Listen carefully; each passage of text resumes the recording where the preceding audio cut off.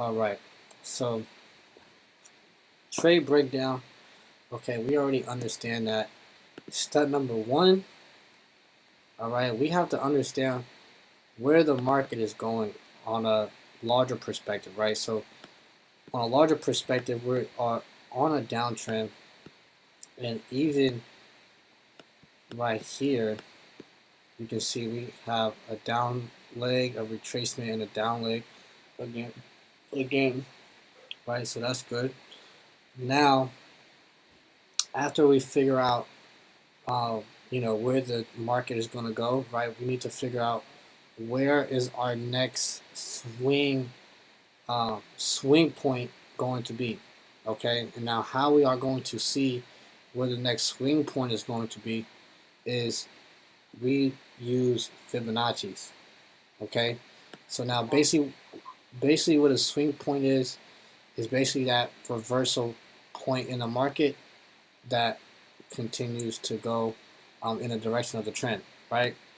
So this is a swing point, this is a swing point, right?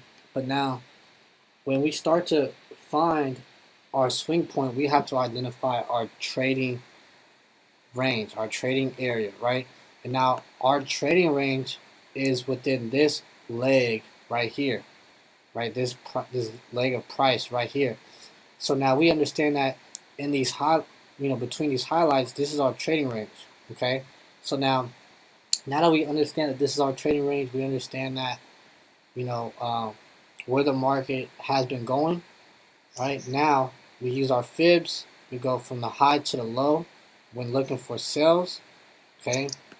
And now we're going to look for our pivot point within this area.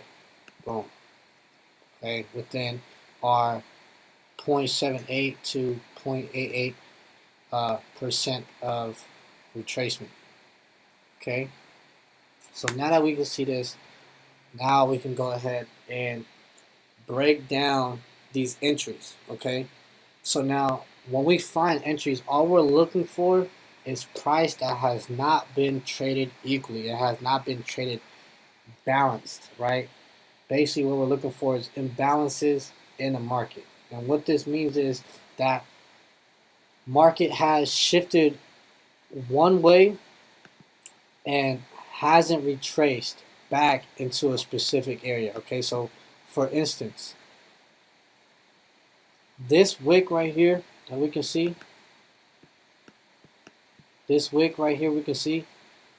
has not exceeded more than I could say about 70-75% retracement of that one candle, right? So this means that we have an imbalance in price. This means that we have price that has not been traded equally, okay? So now, me understanding that, I understand that, okay, this is where we can start to anticipate our entry points, okay? Or, specifically, I use the 1 hour time frame of this candle right here, okay, of this last significant buy to sell candle, and as you can see, no wick or no candle has came back into these two candles and have gave you a balanced market. So we understand that this is left open, okay. But now on a more how am I trying to say this? Not technical, but on a more fundamental standpoint, what this really means is that you have banks placing massive orders right here, right? That's pushing this market up, okay? Now, all this is doing is taking out other traders in the market, right? But then what's going to happen is now sellers are going to start pushing in, right? The banks are going to start placing sell orders, and they're going to go ahead and keep these sell orders and these buy orders open, okay? Let all this go, and then when price reaches back to these orders that the banks have placed, they're going to let it go. They're going to, this quote unquote is filled. So now, they took in some profits. They went break even. It doesn't matter. Now their sell entries have, just continued to flow. Okay. So yeah, we can just go ahead and get that. So now that's a more fundamental understanding. Okay. All right. So now we went over mapping out market trends. Okay. Finding swing points, Fibonacci.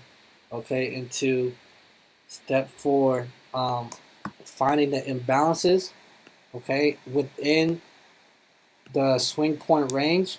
Okay, imbalances within this area of range right here into your swing point that we're looking at on the Fibonacci. Okay, and now we see that we have this last significant buy before we get that big sell, and now we can go ahead and get 50% of that candle because price wants to go 50% of the candle, so it can at least break even or clear some profits. Okay, and then now we can go ahead and wait for price to go ahead and hit our entry, wick us in, and start to fall. All right, but now we also could use the open of the candle and 50% of the candle as uh, as entry areas. Okay. Any questions so far? This is just review. Well, I understand what you're saying. See, my only thing is when, like, you see how it did, the price did come up. I know when the market goes up, it must come down, and vice versa. Mm-hmm. But when the market comes back up, how do we know that it's not going to keep going up instead of like the way that we like anticipate for it to go? I mean, so and realistically, we don't know. You get what I mean? Okay. So like we really don't. Like I anticipated GBP and ZD was gonna sell, right? It gave us some good momentum, but this could just keep going up. You feel me? So it's all about just now this is where we get into the psychology of trading. Okay, the risk to reward, the risk management, right? Because we don't know really a lot about the market. We're not gonna really have the answer to everything. So this is why we use proper risk management and significantly using risk reward, because I could lose if let's say I use a 1 to 3 risk reward out of 10 trades. I could lose 7 trades and still be profitable. Right? This is why I love trading, because you can become 30% accurate and still win in this game. It's just like baseball. You win 30% of the time, you win. But yeah. So that's actually what my answer would be to you. Okay. So yeah, we get now step 4, step 5, whatever. We get our entry. Okay. But now I'm going to break this down on a smaller scale. Okay, because we're gonna start talking about market structure and market patterns that will help you identify where the market is going to go, and then you can identify where your entry is, and boom. Okay, so here we go. All right, so this can be a good example right here and right here on a smaller time frame, right? So as you can see, right, we have our low, our high, but now what happens usually if we're going to go on an uptrend, this low is going to still be a low. It's not going to be a old. Let me rephrase that. If we're going on an uptrend, we're going to need a higher low after this low. You get what I mean? But it crashes below, clears this liquidity, and now makes a lower low. Then we have a lower high, right? And then now this is when we now have this pattern of a downtrend starting to plan out. Boom. And then we continue to go in these directions, right? So I want you to just draw this in your head right here. This is what I want you to draw in your head. And these are patterns that you're going to start to look for. Right, let me go ahead and right here. So up, down, up. Boom. So now you have one leg push, one retracement down. It's like a messed up M. upside down V. Or, it is a V, but you know, right? So this is what I want you to really understand. Okay, so now we can delete that. So, but now here we go. All right, bet. Okay, but now look, we can even look at this on a smaller time frame, and we can continue to look at this. Here we go. We got low. What's this? It's a higher high. Boom. We clear this last low. But now the only thing that you got to be careful about in these situations is that this was a last significant sell to buy candle. But now understand that we didn't clear a high.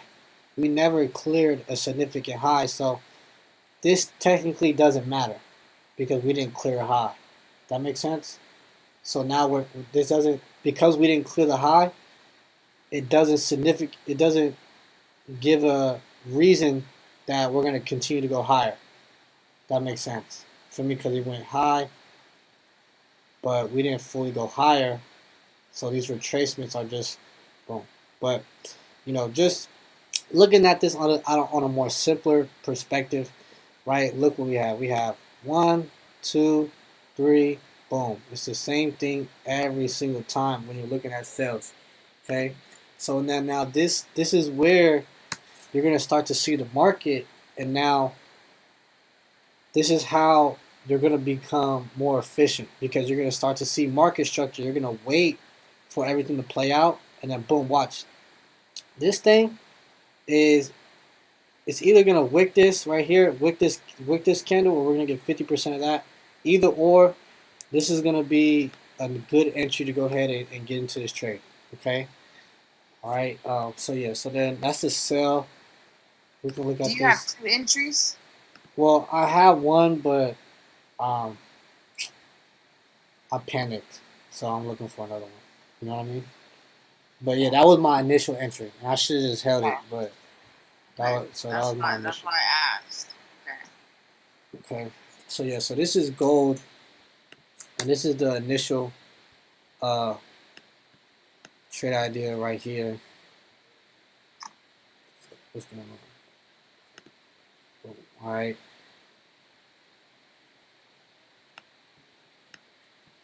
So here we go. Now, when we're looking at this as a on a buy side, we can go ahead and identify the same thing, just on an opposite scale, right? So now we have down leg, up leg, down leg, boom. Okay. So now, right now we're talking about continuation. Okay. So on the sell side, we gave, you know, we had a down, up, down pattern, and we also had a up, down pattern. Okay, so they're very similar, but one means reversal and one just means that it's a continuation. Okay, and I know you can't really see it right now, but if you're going for a buy, if it's been going for, okay, for instance, I'll give you this example right here. Okay, because I want to make sure that you know this. Okay, here you go. Right, here you go. Let's go on a 30-minute because this is the candle time frame that gave us that nice candle. All right, boom. All right, here you go.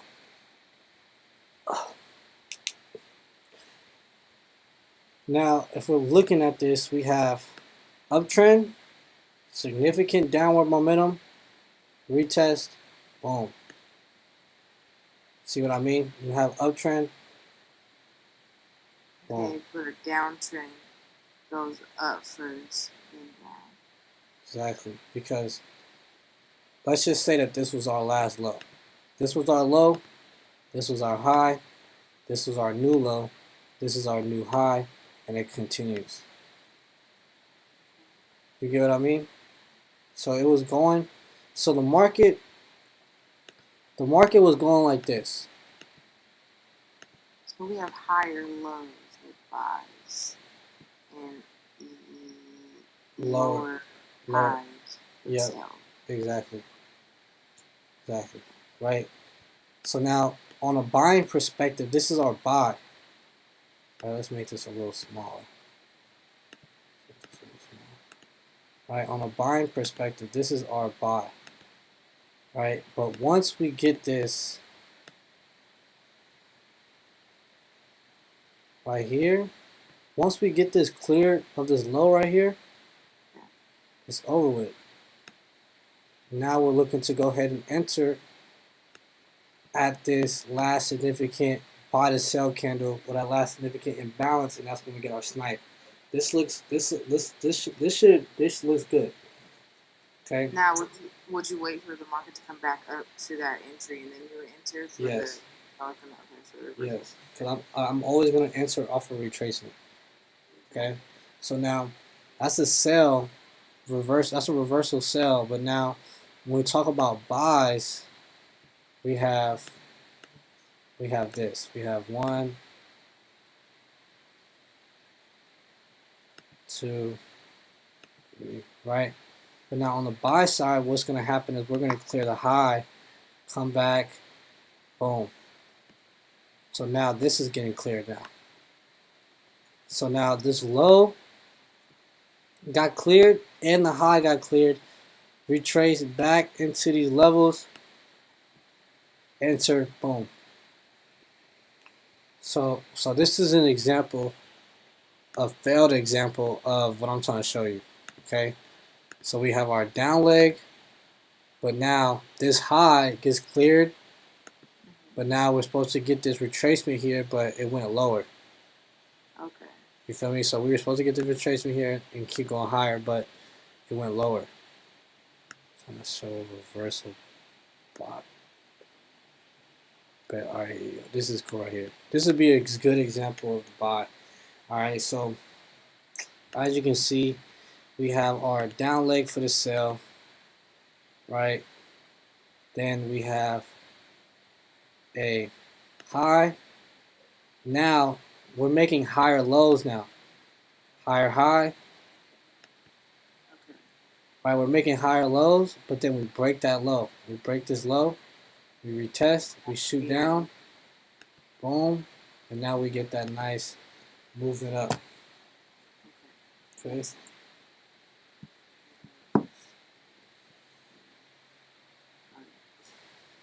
Okay, so yeah, so this is really all we're looking for, right? So now